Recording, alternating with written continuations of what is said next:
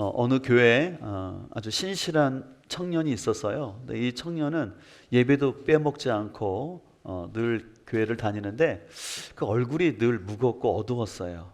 그래서 그 담당하는 교육자가 그 형제를 따로 만나서 좀 이렇게 무슨 일이 있느냐라고 이렇게 물었어요. 그랬더니 그 청년이 머뭇거리다가 이렇게 얘기하는 것입니다. 자신이 하나님께 기도를 하는데 하나님께서는 전혀 자기의 기도에 응답하지 않는 것 같다라는 그 얘기를 하는 것이었습니다.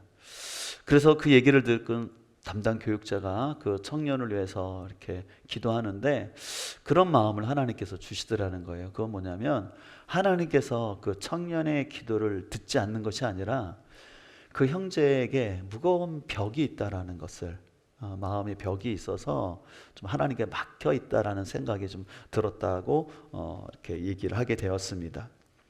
여러분들 이 얘기는요, 실은 우리에게도 해당될 수 있는 얘기입니다. 왜냐하면 우리 안에도 우리의 기도 응답을 방해하는 벽들이 있어요. 근데 그것을 성경에서는요, 견고한 진이라고 얘기합니다. 그래서 오늘 본문 10장 4절에도 이렇게 말씀하고 있는데 우리의 싸우는 무기는 육신에 속한 것이 아니요 오직 하나님 앞에서 견고한 진을 파는 강력이다. 강력한 무기라고 얘기하고 있어요. 여러분들 견고한 진이라는 것은요, 이렇게 전쟁에서 적이 공격하지 않도록 방어하는 요새나 성이에요. 지금 보시는 것이 여러분들 이스라엘에 가게 되면 마사다 요새이죠. 그러니까 진짜 실제로 가보면 참 저기를 함락하기가 쉽지 않았겠다 할 정도로 높은 곳에 아주 튼튼히 성벽이 지어져 있습니다. 근데 저런 요새뿐만 아니라요, 터키에 가면 데린쿠윤이라는 지하 도시가 있는데 보이지 않는 곳에 이렇게 견고한 도시가 있었어요. 이것은 기원전 6세기부터 적들의 침입을 방어하기 위해서 거기서 자신들의 생명을 보존하기 위해서 피했던 피난처이거든요. 근데 저처럼 우리 안에는 보이지는 않지만 내면에 그 자기도 모르는 어두움과 견고한 진이 있다라는 것이죠. 특별히 오늘 본문에서 말하는 견고한 진이라는 것은 뭐냐면 하나님을 대적하는 생각으로서 자꾸 믿음 가운데 쓰지 못하게 하고 넘어지게 하는 것을 견고한 진이라고 얘기합니다. 실제로 사단은요, 우리도 잘 모르지만 성도들 안에 있는 상처, 그것을 통하여서 우리에게 견고한 진들을 세우고 우리에게 거짓 메시지를 주는 것을 볼 수가 있어요. 그래서 때로는 사단은 우리에게 야, 너는 사랑받을 수 없어. 너는 사랑받을 자격이 없다라고 얘기하고 네가 기도하는 것은 응답도 없지 않니? 너는 허공에다가 그냥 불을 짓는 거야 라고 얘기하고 또 우리 마음속에 야, 절대 그 사람 용서하지 마. 그리고 또 믿지 않는 사람들에게는 또 초신자들에게는 교회에 빠지면 안 돼. 그런 얘기를 함으로 인해서 사람들의 믿음을 자라지 못하게 하는데요. 근데 여러분들 이런 것들은 단순한 생각이 아니라 우리 마음속 깊은 곳에 있는 영적인 장애물이라는 것입니다. 그래서 예배를 드리고 기도를 하고 있음에도 불구하고 이 견고한 진이 마음속에 있는 사람, 그것을 해결하지 않은 사람은요, 하나님의 말씀과 사랑에 깊이 와닿지가 않아요.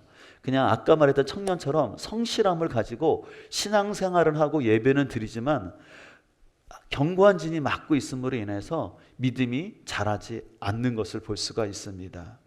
그래서 오늘 이 시간에는 우리는 사단이 우리의 기도를 막고 있는 견고한 진들이 무엇인지 우리가 좀 함께 살펴보려고 하는데, 첫 번째로 사단이 우리의 기도를 막는 견고한 진은 마음의 쓴뿌리라는 상처입니다. 히브리서 12장 15절은 이렇게 말씀하고 있는데요, 우리 같이 한번 읽도록 하겠습니다. 쓴뿌리가 나서 괴롭게 하고 그것으로 많은 사람이 더러워지는 일이 없도록 주의하십시오.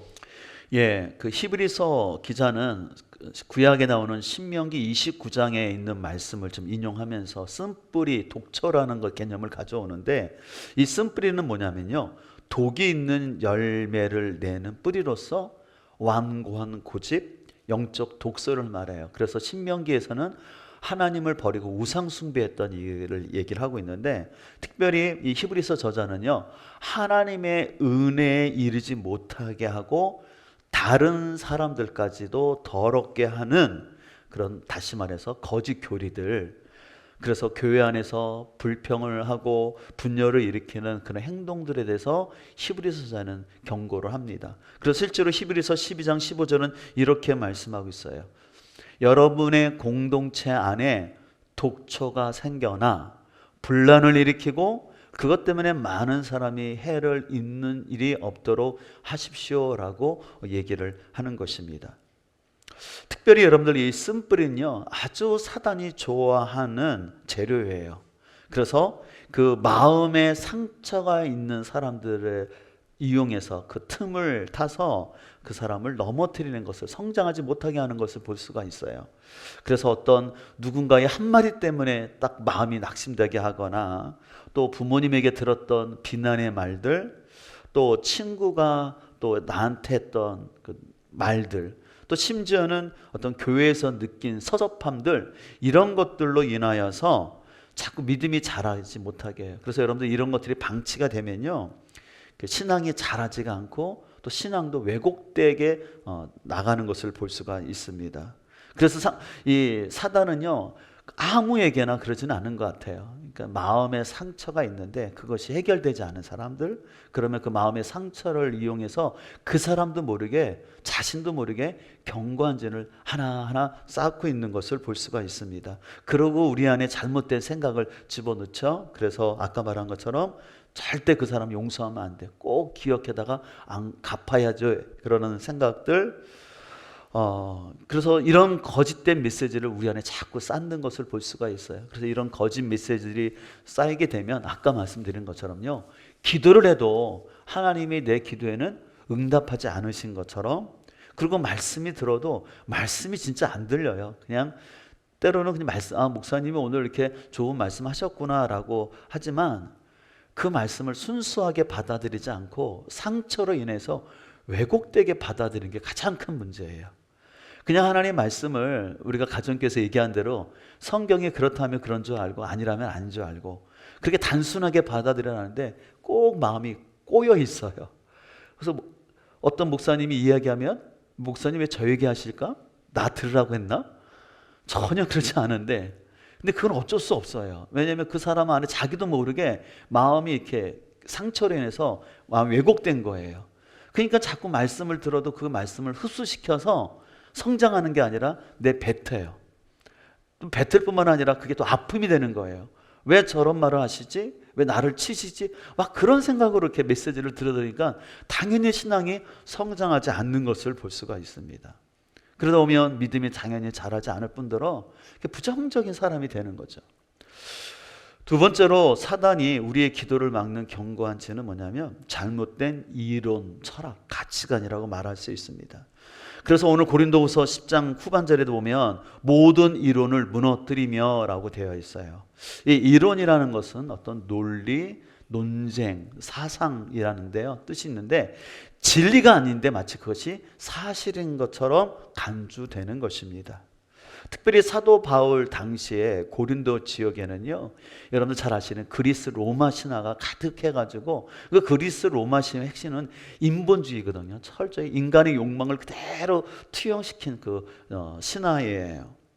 그리고 또 말씀드리지만 영지주의라는 것에 생각이 있어서, 사상이 있어서 영은 귀하고 좋은 거지만 육은 악한 것이다라는, 그러면서 신비한 지식, 그 깨달음을 강조하면서 이원론적인 삶을 살게 하면서 더 나아가서는 예수 그리스도께서 육체로 오심을 부인하다 보니까 부활도 부인하고 그저 예수님을 어떤 신성한 어떤 영적인 깨달음 정도로, 그래서 뭔가 아는 것, 지식을 갖는 것들을 자꾸 강조하는 그런 이단들이 생겼은 것을 볼 수가 있습니다. 그래서 이런 사고가 들어오면요, 성도들 안에서도 믿음이 자라지 않아요. 제가 지난주 말씀드린 것처럼 신앙은 알미 아니라 몸으로 체득돼야 되거든요. 몸이 그게 신앙인데 몸으로 하는 건 안 하고 자꾸 깨달으려고만, 자꾸 지식만, 그리고 뭐 신비한 것처럼 자꾸 사람들을 왜곡되게 하는 것을 볼 수가 있어요.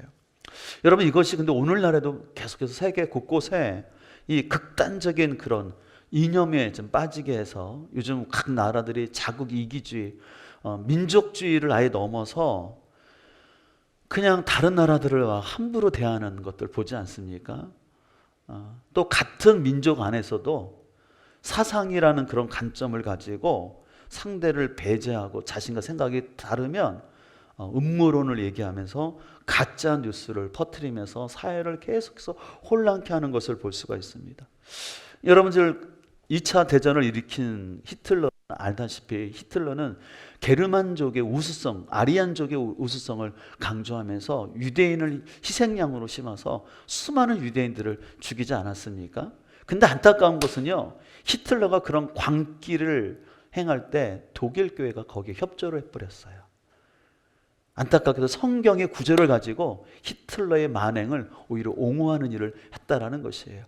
그래서 그 시대에 보네포 같은 목사님이 그거 아닙니다, 바른 신앙의 고백 위에서 그 독일 교회를 세우고자 몸부림쳤고, 보네포 같은 목사님들이 있었기 때문에 그나마 2차 대전 후에 독일 교회가 회복할 수 있는 길을 열어놨던 것을 볼 수가 있습니다. 여러분, 우리나라 역사를 봐도 알죠? 근현대사를 봐더라도 모두가 평등한 잘 사는 나라를 만들겠다는 아주 그럴싸한 공산주의로 무장된 사람들, 또 남한에 있던 그런 자익 사상을 가진 사람들이 6.25 전쟁을 통해서 얼마나 수많은 사람들을 죽였는지 몰라요. 또 그 6.25 전쟁이 끝난다가는 여러분 알다시피 반공 청년단을 만들어서 또 그 사람들을 또 죽이고, 그래서 같은 동네 안에서 좌우로 나뉘어서 서로 죽이고 보복하는 일들. 그래서 우리 사회에서도 그런 반공 이데올로기가 가득하다 보니까 민주주의를 후퇴시키는 독재자들을 옹호하고 그런 것이 우리의 현실이었던 것을 볼 수가 있어요. 근데 문제는 여러분들, 오늘날에도 이런 어떤 유튜브를 통한 어떤 알고리즘들이 사람들의 생각을 점점 극단화시켜서 내 생각과 다르면 다 적으로 더 만들어 놓고, 흔히 말하는 음모론 그런 데만 자꾸 그런 유튜브만 들으면서 이상한 말도 안 되는 일에 그거 믿는 거 진리처럼 믿고, 그래서 어떤 나라를 혐오하고 우리나라가 망할 것처럼 막 생각하고, 도저히 상식적인 생각을 갖고 있으면 안 될 것 같은데, 근데 그런 분들은 그렇게 믿고 있어요. 우리 사회가 그렇게 되고 있다라고. 근데 그들은 문제는 뭐냐면 그분들이 나라를 사랑한다라는 거예요. 애국하는 마음이 가득하다라는 거예요. 근데 서로가 극단적인 생각 속에서 이렇게 가고 있는 것을 볼 수가 있어요. 아니면 또 어떤 사람들은 그 돈을 이렇게 벌 수 있게끔 해주겠다라는, 요즘은 캄보디아 얘기 많이 나오지 않습니까? 또 결국은 그것도 쉽게 돈을 벌 수 있는 길이 있다라고 생각하는 거죠. 그래서 사람들 유혹해서 유튜브에서 어떻게 하면 돈을 벌 수 있다. 그러니까 사람을 도박에 빠지게 한다거나, 아니면 그래서 자꾸 쾌락주의로 사람들을 몰고 가는 것을 볼 수가 있어요. 그러다 보니까 성도들 중에서도요, 성도들 가운데도 이렇게 말씀을 읽고 기도하는 것보다는 그냥 주일에는 교회를 나오는데 세상에서 똑같이 그냥 그런 유튜브 속에 살면서 그냥 거기에 푹 빠져가지고 거기에 보이는 먹방, 여행 가는 거, 그게 인생의 가치가 돼서 나도 빨리 돈 벌어서 저렇게 먹고 여행 가는 게 내 삶의 버킷리스트가 돼가지고 그게 행복이라고 그냥 거기에 젖어들게 하는 거예요. 그러니까 그리스도인으로서 전혀 선한 영향력을 끼칠 생각은 못하고 있는 게 현실이라는 것이죠. 근데 그런 것들이 보이지 않는 바로 사단의 견고한 진이라는 거예요. 우리 생각 속에 있는. 세 번째는 우리의 기도를 막는 진은 뭐냐면 사단의 거짓 메시지입니다. 그래서 오늘 본문 5절에 보면 하나님 아는 것을 대적하여 높아진 것을 이라고 말하고 있어요. 여러분들, 하나님을 아는 것을 대적하면서 높아지려는 존재가 사단이잖아요. 그렇죠? 그래서 사단은요, 온갖 거짓 메시지를 통해서 성도들의 신앙을 왜곡하는 것을 볼 수가 있습니다. 그래서 이런 거짓 메시지를 하는 거죠. 내가 화를 내지 않아야 된다는 건 알지만 나는 어쩔 수 없어요. 나는 원래 그런 사람이에요 라고 합리화하죠. 내가 술 취하지 말아야 된다는 건 아는데 어떻게 술을 안 먹을 수 있어요? 사회생활 하려면 술을 한두 잔 먹는 거, 또 전도하려면 그런 거 마셔야죠 라고 자꾸 합리화합니다. 또 우리 학생들 같은 경우는 친구들이 다 그렇게 하기 때문에 나는 어쩔 수 없다라고, 그렇게 따라가야 된다고, 그렇게 안 하면 친구 사이에서 왕따 당한다라고 이야기를 합니다. 근데 이런 거짓 메시지를 우리가 그대로 수용하게 되면요, 무기력하고 죄에 대해서 아주 무뎌지게 살아가는 것을 볼 수가 있어요. 더불어 여러분도 한 가지 기억할 것은 뭐냐면, 우리의 기도를 막는 사단의 직접적인 공격이 있다는 것도 아셔야 돼요. 그 대표적인 게 다니엘 10장에 나오는 사건인데요. 다니엘 10장 12절에 이렇게 말씀하고 있습니다. 우리 같이 한번 읽겠습니다. 내 하나님 앞에서 구행을 시작하던 그 첫날 하나님께서는 이미 내 기도를 들으시고 대답을 내리셨다. 그 대답을 가지고 내가 너를 찾아온 것이다. 이리로 오는 길에 나는 페르시아 혹신에게 길이 막혀 21일이나 지체해 있었다. 여기서 다니엘이 하나님 앞에 기도를 했어요. 그 민족의 현실을 보고 하나님 앞에 기도를 했는데, 그 기도를 했을 때 하나님께서 뭐라고 말씀하시냐면 들으셨다는 거예요. 그래서 응답을 주셨다는 거예요. 그래서 그 응답을 가지고 천장이 오는데 누가 막았다고 했냐면 페르시아의 호국신이라는 것이잖아요. 이 호국신이라는 것은 뭐냐면은 각 민족과 나라 가운데 역사하고 있는 어둠의 세력을 말하는 거예요. 그래서 그 어둠의 세력이 보이지는 않지만 그 어둠의 세력이 다니엘의 기도를 막았다라고 성경은 말씀하고 있어요. 그래서 실은요, 때로는 그 지역 가운데, 그래서 우리가 좀 지역의 스토리와 역사를 아는 게 필요해요. 왜냐하면 그 스토리 속의 역사 가운데 악한 영들이 역사하는 걸 볼 수가 있어요. 또 개인의 삶 가운데도요, 사단은 그 성도들 안에 있는 상처나 왜곡된 생각을 이용해서 미움과 분노의 방아쇠를 당기게 해요. 이게 방아쇠를 당긴다는 걸 트리거라고 얘기하는데, 뭐냐면 그냥 잘 지내다가도 어떤 누군가의 말 아니면 어떤 누군가의 행동이 드러나면 자기도 모르게 그냥 방아쇠가 당겨지는 거예요. 그러니까 분노의 방아쇠가 그냥 당겨지는 거죠. 이것을 다른 말로 하면 사단의 버튼이라고도 할 수 있어요. 그러니까 사단이 장난치는 거거든요. 그냥 아무렇지도 않고 잘 지내다가 갑자기 탁 버튼을 누르면 확 올라오는 것처럼, 우리 흔히 뭐가 올라왔다 그런 얘기 하잖아요. 욱한다고 하잖아요. 그래서 여러분들 에베소서 4장에 이렇게 말씀하고 있어요.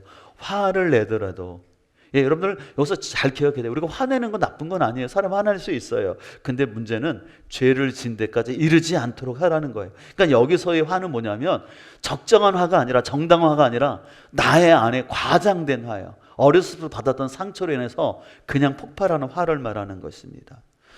그러면서 27절에 보면 악마에게 틈을 주지 마시오. 왜냐하면 내가 정당한 화가 아니라 분노로 막 나게 되면 뭐가 틈탄다는 거예요? 사단이 틈타서 그 화로 인해서 오히려 더 문제를 일으키는 거죠. 우리 부부 생활하다 많이 느끼잖아요. 화날 수 있잖아요. 남편의 행동, 아내의 화내 때문에 화낼 수 있거든요. 근데 문제는 정당한 화가 아니라 확 화를 내버려요. 근데 그 확 화를 내는 거 왜 그래요? 내 안에 있는 상처라는 거예요. 그래서 예를 들어서 배우자가 잘못했으면, 일하고 잘못했으면 이 정도만큼의 화를 내면 되는 거예요. 근데 우리 2가 아니라 뭐예요? 20으로, 어떤 사람은 200으로 화를 폭발해요. 그때 바로 사단이 틈탄다라는 거예요. 그런 관계를 더 어둡게 만들고, 그 화가 나니까 어떻게 해요? 교회 안 나가. 뭐 그런 거잖아요. 기분 나빠 교회 안 나가. 뭐 그런 게 반복되는 것을 볼 수가 있어요. 그렇다면 우리는 어떻게 이런 견고한 진을 무너뜨릴 수 있을까요? 첫 번째는요, 기도하면서 내가 세운 견고한 진이 무엇인지 알려달라고 하나님께 기도하는 게 참 중요합니다. 특별히 오늘 본문 10장 5절을 보게 되면 하나님을 아는 지식을 가로막는 모든 교만을 쳐부수고라고 말하고 있어요. 특별히 하나님을 아는 지식을 가로막는 게 뭐냐면 교만이라고 말하고 있어요. 이 교만이라는 것은 높이 들다, 스스로 높이다라는 뜻인데, 이 교만은 하나님 아는 것을 가로막아요. 그로 인해서 믿음이 자라지 않도록 가로막고 있다는 것이에요. 그래서 우리는 우리 기도 가운데 자신 안에 있는 교만함이나 오만, 어떻게 보면 고집이 없는지 무엇인지를 알려달라고 하나님 앞에 기도해야 됩니다. 근데 여러분들, 내 안에 이 견고한 진을 발견하는 것은요, 한두 번 기도한다고 되는 건 아닌 것 같아요. 이거는 경험적으로 봤을 때 하나님 앞에 계속 기도해야 돼요. 계속해서 기도하면서 성령님께서 나에게 깨닫게 해달라고. 왜냐하면 성령의 조명하심이 필요하거든요. 그러면서 우리는 그 기도 가운데서 성령님께서 나의 삶 가운데 생각나게 해주시는 것들이 있거든요. 그럼 그거를 잘 깨닫는 것이 필요하지요. 저 개인적으로도 제 안에 있는 경관진이 뭘까? 경관진을 좀 여러분들이 어렵다면 내 안에 있는 상처는 뭘까? 그걸 생각해 봐도 좋겠어요. 근데 제가 한번 제 삶을 이렇게 뒤돌아봤을 때 저는 어린 시절에 그때 좀 어렵다 보니까 제 생일날 어린 마음에 먹고 싶은 게 있었잖아요. 근데 그 먹고 싶은 것을 엄마가 안 해주는 거예요. 그러니까 마음이 서운하더라고요. 그래서 여러분들 제가 좋아하는 음식이 동태찌개를 좋아해요. 그러니까 어렸을 때 그 동태찌개를 먹고 싶었는데 그때 먹고 싶을 때가 있잖아요. 근데 그 생일날 그걸 어머님이 바쁘다 보니까 안 해준 거예요. 그러니까 어린 마음에 상처가 되는 거죠. 또 가정형편 때문에 그때가 제일 어려웠던 것 같아요. 제가 인문계를 무척 가고 싶었는데 아버지는 빨리 기술을 배워서 독립해야 된다. 기술이 중요하다 해서 실업계를 보냈는데 실업계가 적성에 안 맞다 보니까 왜 아버지가 저렇게 공부하고 싶었는데 인문계를 보냈으면 더 좋은 대학을 빨리 갔을 수 있을 텐데 라는 그런 것들이 제 안에 있었던 것을 그러다 보니까 제 안에 저도 모르게 서운함이 있었던 것 같아요. 근데 그게 언제 나타나는 줄 아세요? 결혼하니까 나타나더라고요. 그러니까 결혼하니까 아내가 어떤 부분에서 서운함이 생각되는 거예요. 예를 들어서 제가 필요한 와이셔츠 같은 거 있지 않습니까? 또 와이셔츠를 딱 데려놨으면 참 좋은데 그걸 딱 안 해주는 거예요.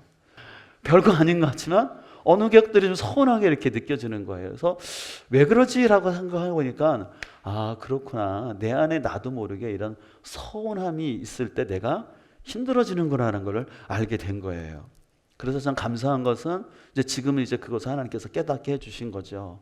그로 인해서 제가 사람과의 관계 속에서 또 아니면 교회 사역 가운데서 이런 부분에서 제가 넘어질 수 있기 때문에 이런 부분을 조심해야 되겠구나 깨닫게 해주신 게 너무 감사함이 있는 것이죠. 근데 여러분들 안에서도 이런 게 다 있어요.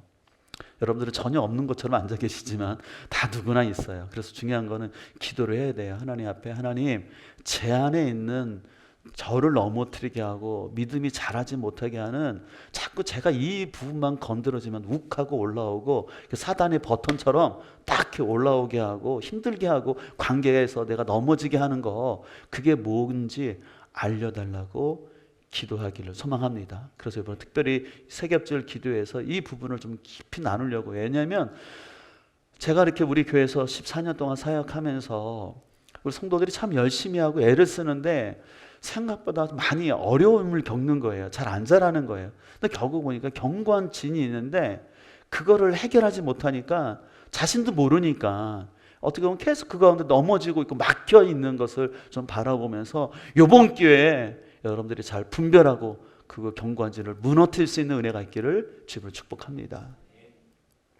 두 번째는요, 전형적인 경관진을 가진 사람들의 표현과 말투를 잘 찾아내서 여러분들이 말씀으로 대항을 해야 되는 거예요. 뭐냐면요, 사람들의 변명이 있어요. 그러니까 사람들이 하는 말이라는 거예요. 사람들이 이렇게 말하는 거죠. 말씀대로 어떻게 다 살아. 말씀대로 못 살았지만 하나님은 사랑이시니까 다 용서하고 괜찮아. 신앙을 자꾸 합리화시키는 거예요. 자기의 게으름을 합리화시키려고 있어요. 두 번째는 아까 말한 것처럼 술 먹지 말아야 라고 하지만 어떻게 사람이 술 안 먹고 인간관계를 할 수 있어. 또 심지어는 전도하려면 한두 잔은 괜찮아 라고 이렇게 사람들의 그런 거짓 메시지가 있다라는 거죠. 또 헌금하고 11조 해야 하는 거 알지만 지금 내 형편이 어려운데 하나님은 다 아시니까 안 해도 돼. 이런 식으로 자기를 합리화하는 것입니다. 세상 사람들의 면명이지요. 네. 근데 그럴 때 우리는 빌립보서 4장 12절 말씀을 기억해야 돼요. 사도 바울이 이렇게 고백하죠. 나는 비천에 살 줄도 하고 풍족하게 살 줄도 압니다. 배부르거나 굶주리거나 풍족하거나 궁핍하거나 그 어떠한 경우에도 적응할 수 있는 비결을 배웠습니다. 그 비결은 뭐냐면 나에게 능력을 주신 자분 안에서 내가 모든 것을 할 수 있습니다. 그러니까 예수님 안에 있을 때 자기가 배고픔과 가난과 또한 형통 속에서도 끝까지 계속해서 믿음의 사명을 감당할 수 있다라고 고백을 하는 것이지요.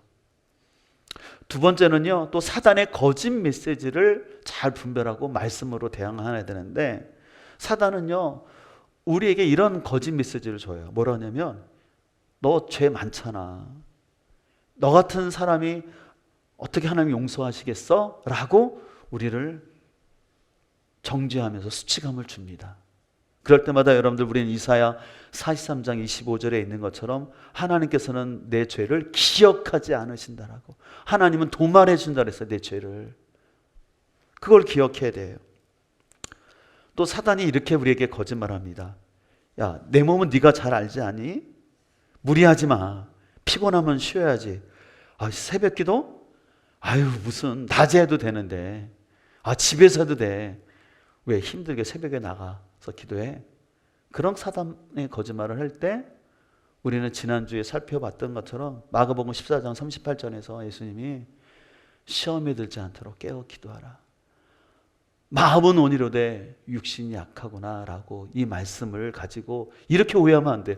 예수님도 육신이 약하다고 하셨으니까 나 기도 안 해도 되겠네, 이렇게 내가 복음 만들지 않기를 주님으로 축복합니다. 주님의 의도는 뭐예요? 너 약한 거 안다, 그러나 그래도 네 육체를 이겨서 기도하고 깨어 있어야지 시험을 이길 수 있어, 그 말씀을 한 거지. 아, 주님도 내 약함 아시니까 기도하지 않아도 되겠다, 그렇게 오역하지 않았으면 좋겠어요. 또 사단은 이렇게 교회 성도들에게 합니다. 야, 사람들이 너를 부려먹으려고 자꾸 하는 거야, 네가 만만하니까 너에게만 맡기는 거야 라고 자꾸 사단은 사람들에게, 믿음이 어린 사람들에게 속삭입니다. 근데 여러분들 기억하십시오, 하나님이 우리를 지명하여 불렀다라고 이사야서 말씀하고 있어요.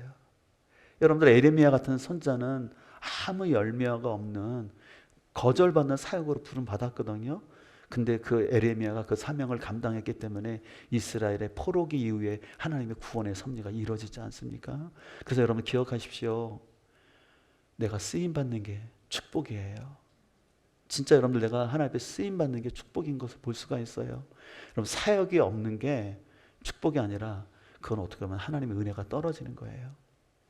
여러분들, 내가 힘든 사명을 감당하기 때문에 기도할 수 있는 거예요. 여러분, 사명 없으면 기도 안 하잖아요. 여러분, 사명이 축복이라는 사실을 꼭 기억할 수 있기를 소망합니다. 그래서 없는 거라도 하려고 하세요. 그리고 절대 하고 있는 거 하지 않겠다고 생각하지 마세요. 여러분, 사단이 하는 말 있잖아요. 올해까지만 하고 내려놔. 여러분, 절대 그런 사단의 음성에 넘어가지 않기를 주님으로 축복합니다. 그래서 여러분들, 우리 안에는 이런 이 보이지 않는 상처를 이용해서 사단이 견고한 진을 세우는데, 이 견고한 진은요 한두 번 눈물 흘리고 감정적으로 해지지 않아요. 첫 번째는 아까 말한 것처럼 견고한 진이 무엇인지를 알아야 돼요. 안 다음에 그걸 하나님의 말씀과 기도를, 특별히 집중적인 기도와 말씀을 통해서 그걸 한번 뚫어내야 돼요. 그래서 한번 쳐내야 돼요. 근데 한 번 친다고 성벽이 무너지지 않는 거예요. 그럼 어떻게 해야 돼요? 계속해서 뚫어진 부분 있잖아요. 그걸 놓고 알고 계속해서 기도하고 말씀으로 풀어가야 되는 거예요. 그래서 내 자신을 방어하는 거죠. 든든히 세우면서. 그래야지 성벽이 무너지는 거예요. 근데 성벽은 그냥 무너지지 않아요. 여러분, 개인 혼자 기도하고는 안 돼요. 그래서 이렇게 집중적인 시간에 공동체가 함께 그 말씀을 가지고 함께 기도하고 세 겹줄로 함께 모여서 나갈 때 뚫어지는 역사가 있는 줄 믿습니다. 그래서 우리는 교만한 마음이 아니라 겸손한 마음을 가지고 이번 기회 하나님이 주신 기회다고 생각하고 함께 말씀을 묵상하고 기도할 때 우리 안에 있는 사단의 궤변들, 그 속임을 이기게 될 줄 믿습니다. 그래서 여러분, 사단은요 우리 안에 있는 상처를 통해서 견고한 진을 만들어요. 사단이 아무도 없는데 갑자기 만들지는 않아요. 근데 모든 사람은 다 상처가 있습니다. 근데 그래서 사단은 거짓 메시지를, 우리에게 왜곡된 메시지를 주어요. 그럴 때마다 우리가 기억해야 될 것은 요한복음 8장 32절에 있는 말처럼 진리를 알지니 진리가 너희를 자유케 하리라. 다시 말해서 예수님이 여러분을 자유케 한다는 걸 붙드시길 바랍니다. 그리고 또 에베소서 2장 14절 16절에 이렇게 말씀하고 있는데요, 그는 우리의 화평이신지라 둘로 하나를 만드사 원수된 것 곧 중간에 막힌 담을 자기 육체로 오시고, 저는 이 말씀에서 예수님이 뭐로 허무셨다고 그랬어요? 자기 육체였어요. 그러니까 십자가의 죽음을 말하잖아요. 그러니까 예수님은 추상적인 사랑을 얘기하지 않으셨다라는 거예요. 너희들 깨달으라, 알라, 그 하지 않으셨어요. 우리의 구원을 이루기 위해서, 유대인과 이방인의 그 벽을 허물기 위해서 자기 육체를 쳐서 십자가의 죽으심으로 우리의 구원을 이루셨다라는 거예요. 심오한 지식 가르치지 않으셨다라는 거예요. 여러분, 우리가 진짜 한국교회가 이걸 깨어내야 할 줄 믿습니다. 너무나 많은 지식이 있어요. 배움이 있어요. 근데 삶이 안 따라줘요. 몸이 안 돼요. 심지어는 그런 말씀조차도 또 자기의 논리를 가지고 거부하고, 하나님이 은혜로 구원 주셨지, 은혜면 됐지라고 또 자기를 합리화하는 이 견고한 진이 있다는 걸 알고 여러분 안에 그것을 돌파할 수 있는 은혜가 있기를 주님으로 축복합니다.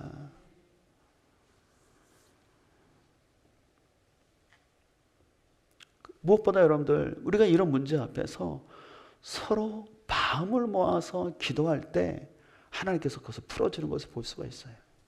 여러분 잘 아시는 것처럼 에스더 4장 16절을 보게 되면 민족적인 위기 앞에서 수산에 있는 유다 사람들을 한 곳에 모으시고 나를 위하여 금식하게 하십시오. 사흘 동안 밤낮 먹지도 않고 마시지도 말게 해달라고. 그래서 내가 죽으면 죽으리다. 왕이 부르지 않았음에도 불구하고 내 죽을 각오를 하고 왕 앞에 나가서 민족의 위기를 얘기하겠다라고 얘기하지 않습니까?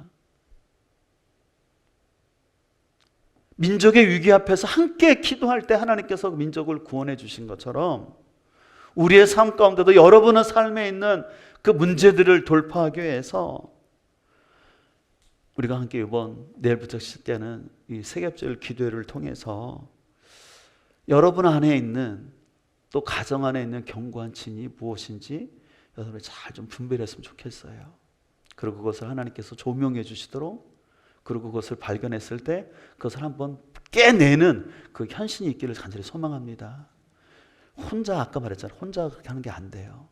공동체의 힘이 있어요. 파워가 있어요. 그래서 함께 그 사단이 내 안에 만들어 놓은 견고한 진을 말씀과 기도를 통해서 허물고 자유케 되는 그 은혜가 있기를 주님으로 축복합니다.